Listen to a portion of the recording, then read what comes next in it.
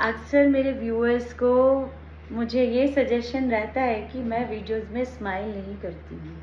हाँ, मुझे भी स्माइल, वैसे मैं ऐसे दुखी नहीं होती हूँ वीडियो बनाते हुए, लेकिन वो स्माइल जो है ना, वो मैं पहले बहुत स्माइल करती, पर धीरे धीरे मैं कोशिश कर रही हूँ। तो इसलिए आज मैंने एक डिसाइड किया है कि मैं वीडियो से पहले ही स्माइल कर लेती हूँ, ताकि आपको ये भी कोई प्रॉब्लम ना रहे कि मैं स्माइल नहीं कर रही हूँ वीडियोस में। Thank you. इंसान की लाइफ में इमोशनल वेलबीइंग बहुत इंपॉर्टेंट रोल प्ले करती है। समटाइम्स आप देखते होंगे कि आपका एक ही चीज़ पे स्टक हो जाते हैं कि इसने ऐसा क्यों किया, उसने वैसा क्यों किया। ओवर थिंकिंग चलता ही रहता है माइंड में। एक्चुअल में चीज़ उतना बड़ी होती नहीं है जितना हम ओवर थिंकिंग करके बना लेते हैं। तो ऐसे ही procrastination, over thinking, depression, anxiety और फियर, इस तरह के जो नकारात्मक विचार हमारे मन में आते हैं, तो उनको दूर कैसे किया जा सकता है with the help of yoga और प्राणायाम। तो चलिए आज हम देखते हैं कि किस तरह से हम उनको ओवर थिंकिंग से बच सकते हैं और अपनी प्रोडक्टिविटी बढ़ा सकते हैं। Let's come.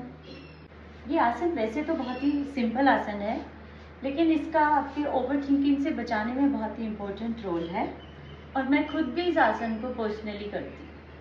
तो इस तरह से दोनों पैरों को क्लोज ले आए और अपने, ये मैं तो बहुत टाइम से प्रैक्टिस करती हूँ इसलिए मेरे ये थाइस फ्लैट है, लेकिन आपके हो सकता है इस तरह से हो, तो आपको ऐसे घबराने की ज़रूरत नहीं है, वो आप इस तरह से भी कर सकते हैं इसको।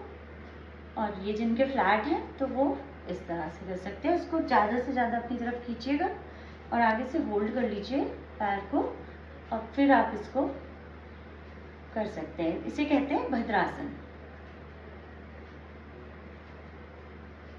इससे जितने भी आपके इमोशंस ट्रैप होते हैं, ऐसा माना जाता है कि फीमेल की बॉडी में जो इमोशंस ट्रैप होते हैं, नेगेटिव इमोशंस स्पेशली, तो वो आपके लोअर पार्ट में ट्रैप होते हैं, तो उनको लेट गो करना बहुत इम्पॉर्टेंट हो जाता है। तो आपको उनको लेट गो कैसे करेंगे बॉडी पे? ये कोई ऐसा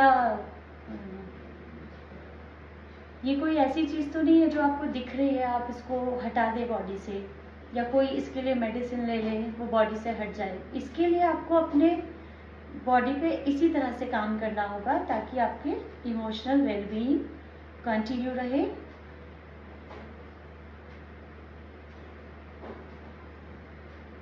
एंड अब आते हैं प्राणायाम के ऊपर। तो प्राणायाम के लिए या तो आप सुखासन में बैठ जाए अथवा एक पैर से पद्मासन लगा लें, या आप अगर दोनों पैर से पद्मासन लगा सकते हैं तो बहुत अच्छा है। अब आपको क्या करना है, भ्रामरी प्राणायाम का और ओम उच्चारण का, उद्गीत का आपको प्रैक्टिस करनी है। अब भ्रामरी प्राणायाम के लिए आप दोनों हाथों को ले आए, दोनों फिंगर मेरी तरह आंखों पे रखिएगा और ये दो फिंगर ऊपर, और इसे चिन के पास रखिएगा। कानों को बंद कर लीजिएगा अंगूठों से और 3 बार भौरे की तरह मौ का साउंड करेंगे।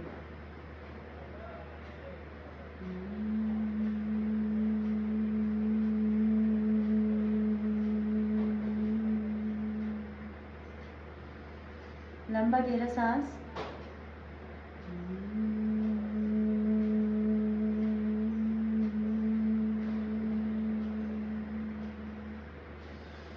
लंबा गहरा सांस।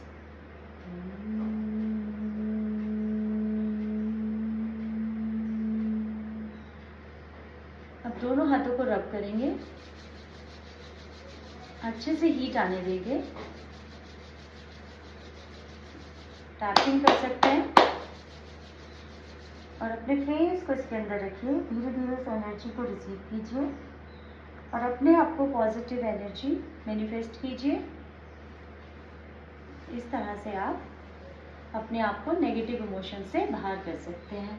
दूसरा, आप ओम उद्गीत का भी उच्चारण कर सकते हैं। इस तरह से बैठ जाइए, ध्यान मुद्रा में मुद्रा बना लेंगे और अब ओम उच्चारण करेंगे। पहली बार में जब हम ओम का उच्चारण करते हैं तो हम ओ को 80% बोलते हैं और 20% माँ का उच्चारण करते हैं। दूसरी बार में ओ और माँ को 50-50% हम बोलते हैं, और तीसरी बार में हम ओ को 20% और माँ को 80% बोलेंगे।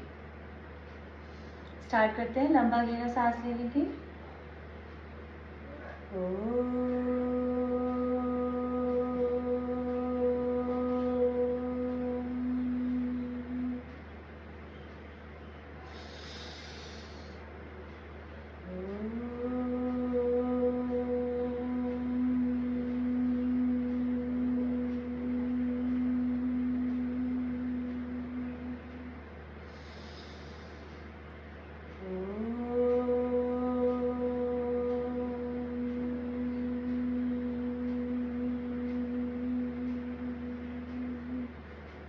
अब दोनों हाथों को फिर से रब करेंगे।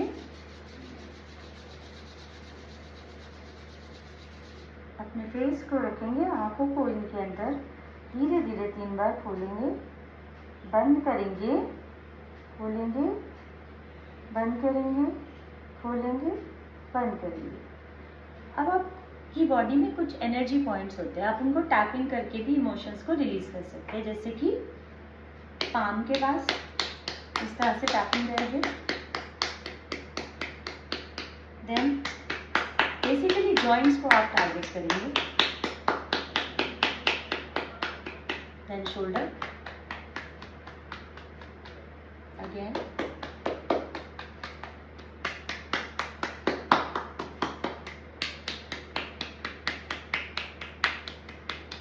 अब ये थाइस, अंदर,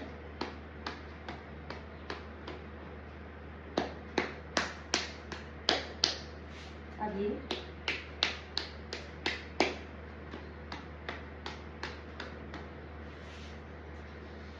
तो इस तरह से बहुत सारे एनर्जी पॉइंट्स होते हैं। ये तो एक सैंपल था। आप और ज़्यादा डिटेल वीडियो के लिए मुझे मैसेज कर सकते हैं। धन्यवाद आपका।